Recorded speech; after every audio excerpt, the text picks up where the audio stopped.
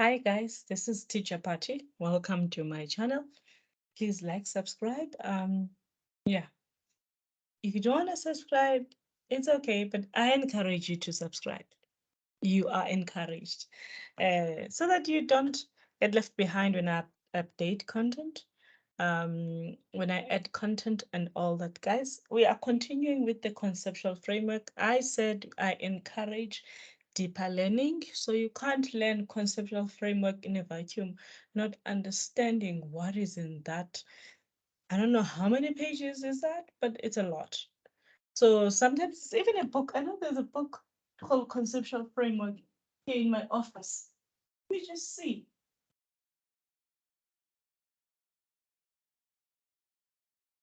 Yeah, there is a book in Conceptual Framework.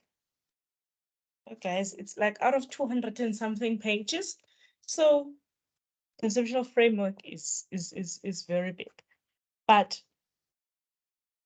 you need to understand what is said in those many pages. You need to understand what is being said.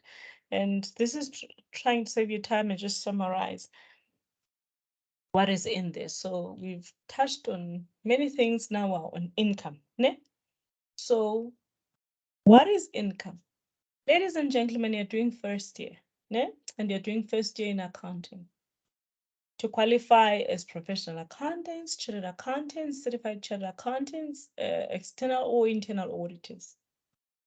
It is very important to understand what the IASB standards and IFRS say. It's very critical. So you can't come up with your own definition of income. We have to follow the definition that has been set before us. So accounting is not that creative. If it was creative, every company would be profitable. No company would close down. Banks would be bankrupt because we could produce information that is not there. So there must be standards set for us that we must follow uniform standards. So even in defining what income is, we can't just wake up being creative about it. Ladies and gentlemen, you're doing BCom accounting, you're not doing BA in visual arts or BA in creative writing. Their creativity in the Bachelor of Arts, creativity is allowed. The moment you take Bachelor of Commerce in accounting, the creativity goes outside the window. There is a standard.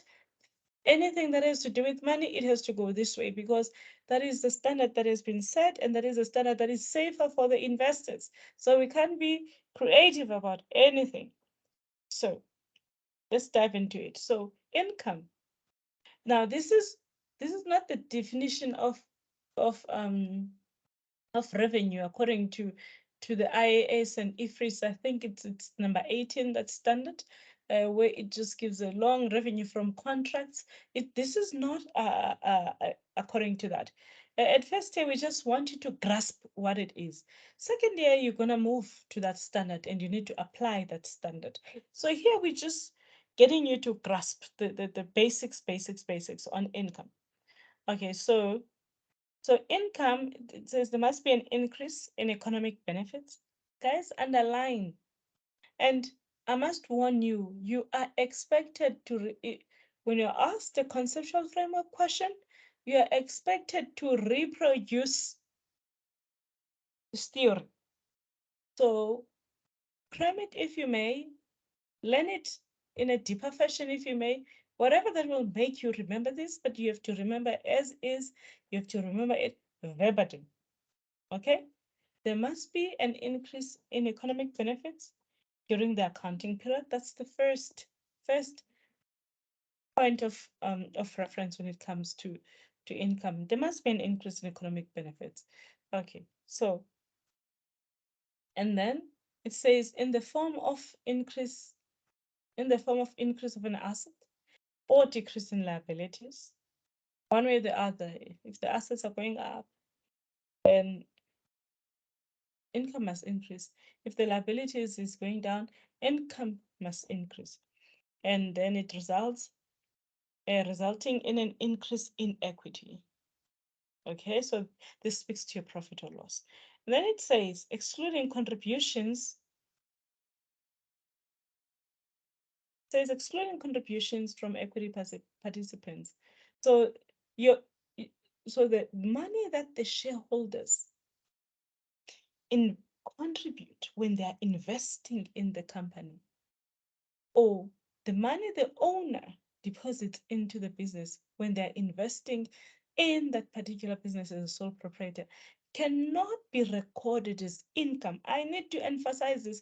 It cannot be recorded as income because it was not in the operations, or not that money was not generated in the operations of the business.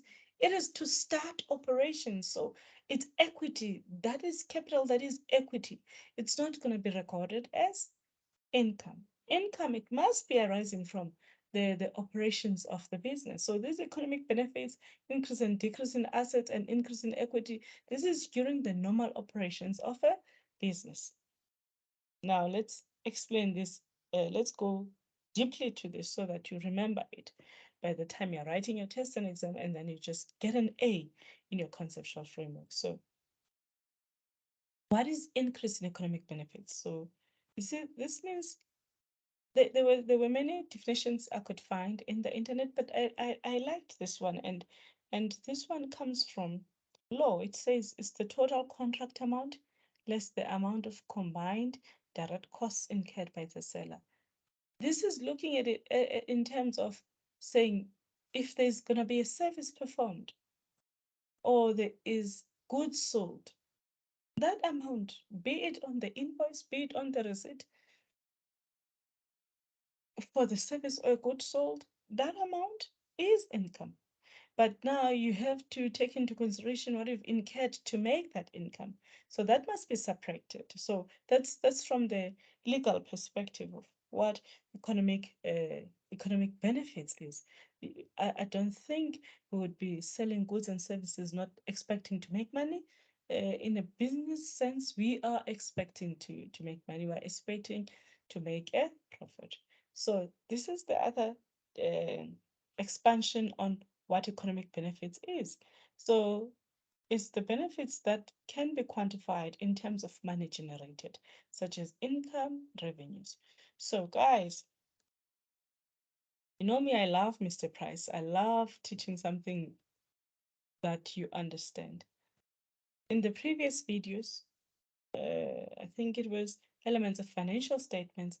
I did show the financial statements for Mr. Price. In fact, I still have here. You see,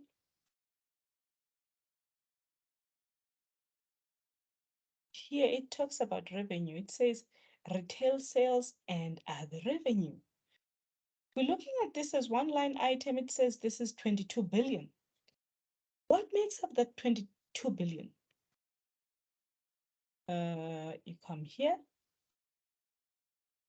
Ladies and gentlemen, when you go to Mr. Price and you buy a dress for yourself, for your sister, for any family member, you have that 329. And then multiply by the dresses Mr. Price has, multiply by the shops they have in South Africa and in the SADC, you're going to get to the 22 billion. Okay? So when it talks about the economic benefits, here it says the contract amount. So this dress, guys, it's sold for 329.99. And then also it says here the benefits quantified in terms of money generated. So the money generated from this dress, it stems from the price that has been allocated to this dress. So economic benefits then is this price charged here? Is this selling price charged here?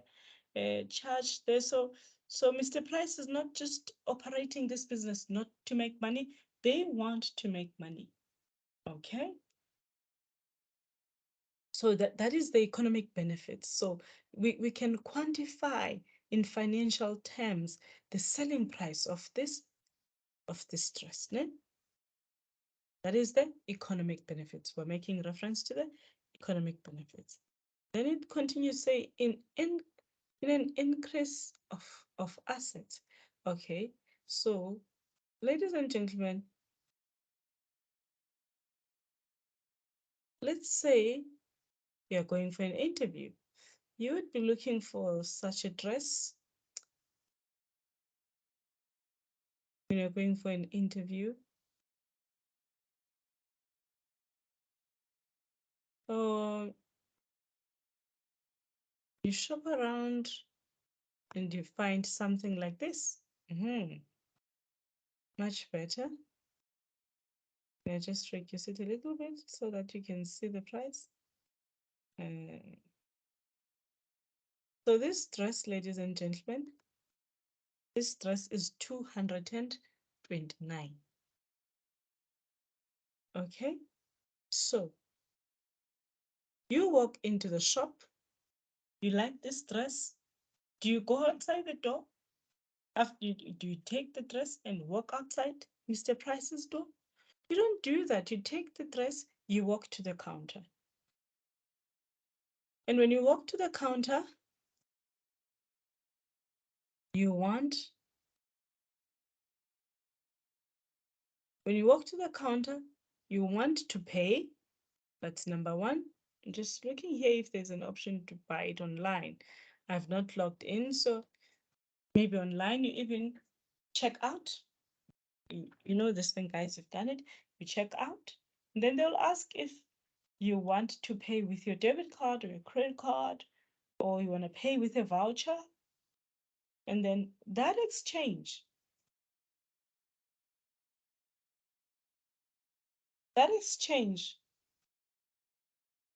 for example, let's say you're paying with your debit card, or you walk to the counter in a Mr. Price shop at a mall, and then you give them cash. That dress is 229, your parents have given you 300. When the teller at Mr. Price accepts the cash, Mr. Price's cash reserves, like not in, don't think the technical accounting term now for cash reserves, like the money they have on site, like the float, the money they have on site that day, it increases. If you're swiping with the card, so this now you're telling your bank to release money from your bank account to Mr. Price's bank account, then it means Mr. Price's bank account increases because you have given them 229 for this dress. So the bank account for Mr. Price is increasing. Yours is decreasing, but Mr. Price's bank account is increasing because they gave you the good, you gave them money. Okay? And sometimes you're like, okay, Mr. Price, really, I've got good credit, so I want to open an account so that I can buy whatever I want anytime I want it. So when you pay that 229 over 6 months, paying the 229 over 6 months at Mr. Price, the people, the customers that owe Mr. Price have increased. And those customers, we call them debtors. It's the customers that buy from Mr. Price using their clothing accounts. So you, one of them, if you're saying, Mr. Price, I'm taking the dress now in February, I'm going to pay month by month and I'll be done by July. You're one of those that are taking goods on credit from Mr. Price. So we're talking about the asset accounts such as the cash, bank, debtors, and inventory or PPE moving up with a debit. So when you're talking about inventory moving up, and how it it impacts income, this talks to your cost of sales because really you wouldn't have a sale if you do not have a cost of sales. So it's just speaking in that matching concept term, and also PPE moving up and down. So sometimes a business like Mr. Price, they can sell some of their, not I don't want to say furniture because Mr. Price has got Mr. Price Home. So they can sell maybe some of their vehicles that they've been using to transport the goods, the shipment from Durban to different locations in Cape Town, different locations. They can sell some of those trucks, and the profits or the gains made, they form part of income. So that is PPE.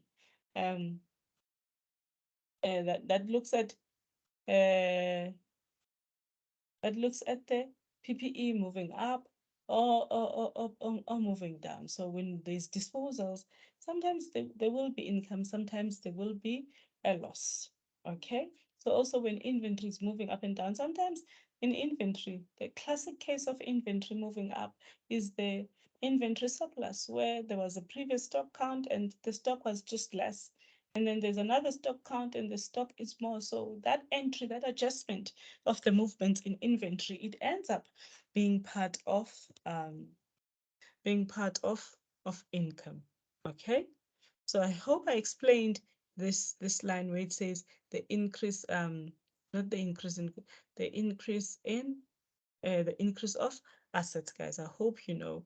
I also put these things: buy now, pay later. You must remember the debtor, money in the bank, also money paid over the counter. You must always remember that. And then this also talks to the decrease in liabilities.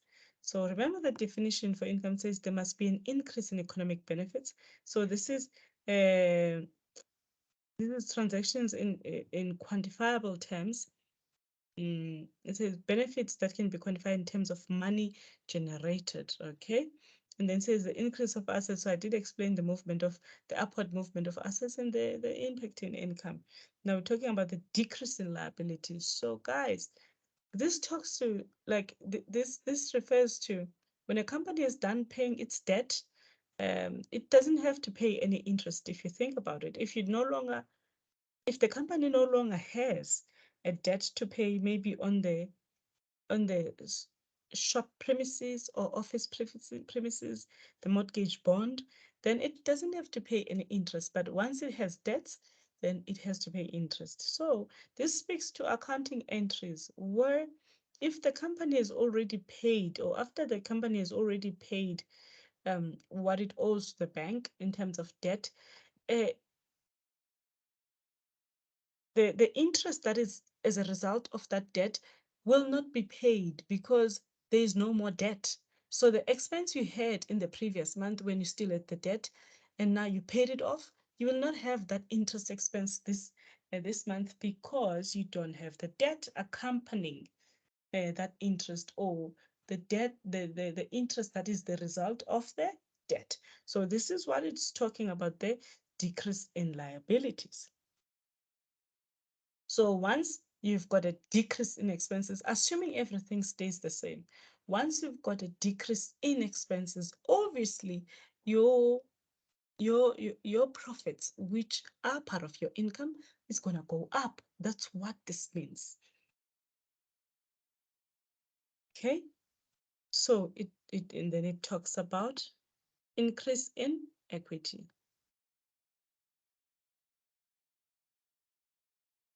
So resulting in an increase in equity. So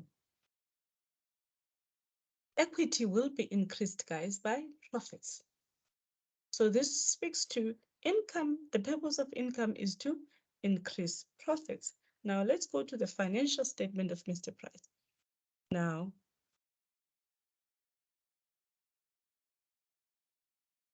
I think I was moving too fast.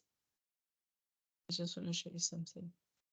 Okay, you see, it says here the cost of sales, selling expenses, admin and operating expenses. Assume now we just talking about the decrease in liabilities. Okay, assume part of the administrative and under operating expenses, there is a 5 there, which is made of interest expense. In fact, you have it here. Thank you, Jesus. Sorry about that, guys. I like, so there is a finance costs, you have it there. That is interest expense. Ne? So assume that the debt has been paid. Whatever debt Mr. Price got themselves into, they've paid it, and they didn't take any other, or they didn't even renew any other debt. Ne? So they will not have the 477 sitting here. So meaning the profit before tax will be 3864. There will be a dash here like this, because now we're assuming that Mr. Price has paid the debt. Then it will be 3864 plus 274. Let's test this. Is there going to be an increase? Let's test this. Let's just not believe what they tell us, even though we don't have much control over it. But let's just test. So what if this finance cost is not there because the debt has been paid? 3864, and we're saying here there will be a dash or a nil. Plus 0 plus 274. Let's see if there's a change. Oh, yes, there's a change in the profit from operating activities. Now, if we have 477 as interest expense, that is finance costs, we're sitting on 3.6 million. But if we don't have the finance costs, we're sitting on 4.1 billion. I mean, this is, I think it's in million or billions.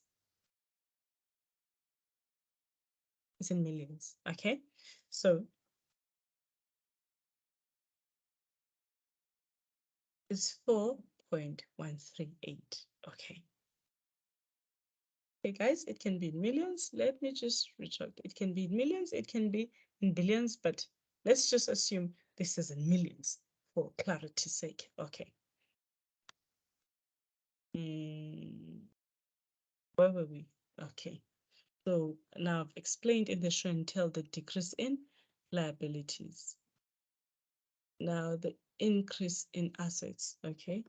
So let's see, since Mr. Price, guys, let's just test the water. Since Mr. Price, when you're looking at 2021, their profit was, no man, the revenue was 22 million. I'll say, guys, I said, let's just use millions. It might be billions in actual fact, but let's just use millions for the sake of clarity. So let's say this is 22,827,000. And then last year, 2020, or that old COVID year, they had 22,963,000. So it means 2021, the revenue has dropped. Let's just see what has happened. Let's just see the net profit for the period. So it has dropped by 1,2648 versus 2,649. I'm just looking at the gray lines. Ne? Let's just see if the decrease or the increase in profits has affected the bank in any way. So current assets, cash and cash equivalents. Okay, so actually the bank, the cash and cash equivalents, which is the money sitting at the bank, and the cash float and. Okay, so the money sitting there is 4.9 million for this year. Compared to prior year, it's 4.7. So we're trying to prove that if there is an increase in income, accounts such as cash or bank or debt, cash and bank do increase. So, but in this case, there was a decrease by 1 million. In this case, there was a decrease, if we're looking at this, in this case, there was a decrease by 1 million. And there's a restated figure of 22,963, and now we had 22,827. So there's like 1 million something, 1 million something, which is the difference. So which might be that some revenue that was incurred in credit terms last year has been realized in the current financial year. That would explain the movement why revenue in the statement of financial position has decreased, but the bank has increased. The people who took clothes on credit last year, for example, if the financial year end for Mr. Price, you see, it's the 3rd of April. So if you took clothes, but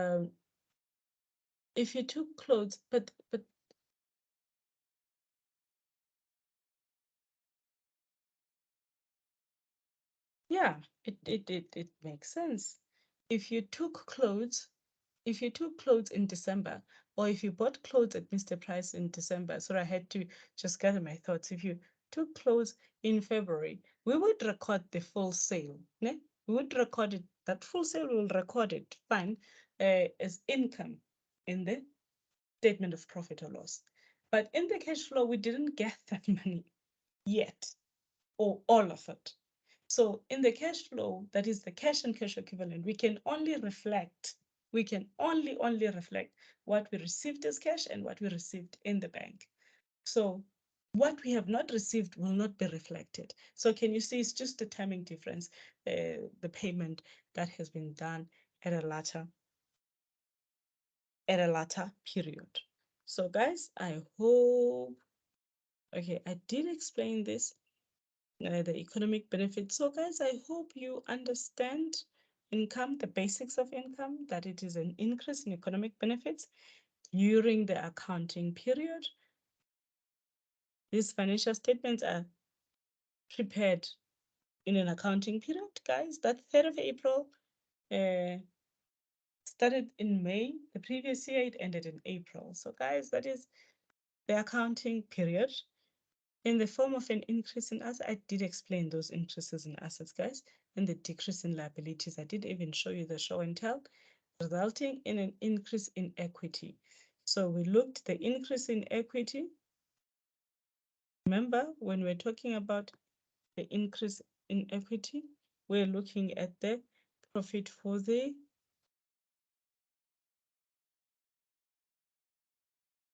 I was just looking at the profit for the year. That is the increase in equity. And we're saying if you're looking at the net profit from continued operations, okay, then you add the discontinued. So don't worry about those, guys. You're going to learn second, third year. Okay, so net profit, yeah, that's what I wanted. The net profit for the period.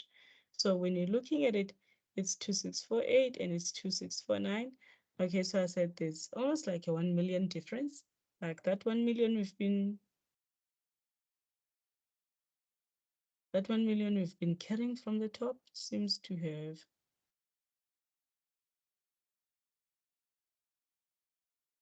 have come down also here. Okay, so which is not a problem, but I was trying to emphasize that the increase in income will affect equity, which is the net profit for the year, guys. If there's less income, you might have a net loss for the period. So it just has that ripple effect. I just want to show you something at the statement of changes in equity. You see the profit for the year, it's put the profit for the year. That's coming from your statement of profit. It's coming from your statement of profit or loss. And from that statement of profit or loss, this is where it all started. This is what Mr. Price exists for. It is to make income, make a profit. So yeah, I hope you guys understand what income is. And remember, if you're writing your conceptual framework test, you have to reproduce this definition as is for first year. Second year, third year, there is I think it's one of the standards where I think it's number 18, where revenue from contracts, it's a long description, but for now you just need to know the basics. Increase in economic benefits in the form of increase in assets and a decrease in liabilities, resulting increase in equity. You must always remember that. Thank you, guys. Bye.